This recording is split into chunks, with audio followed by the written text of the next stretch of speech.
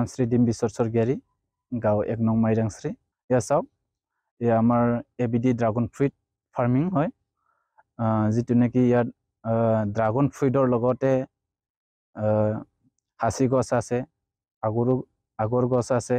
ডালিম আছে আৰু যিটো নেকি ইণ্টাৰক্ৰপিং খেতি জুলুকিয়া বেগেনা আৰু অমিতা ইয়াৰ প্ৰায় আমাৰ 472টা পুলি আছে আজি 3 বছৰ হৈ গ'ল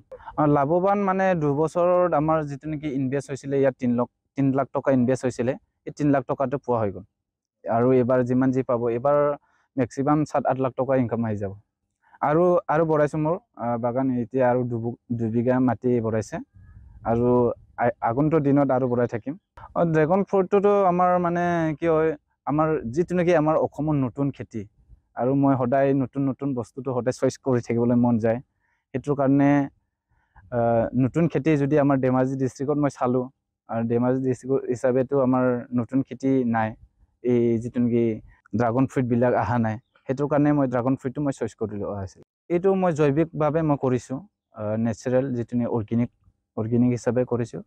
এতিয়া আমাৰ লোকেল এৰিয়াতে আমি দি আছে এতিয়া প্ৰায় 400 টকাকে পাৰ কেজি দি আছে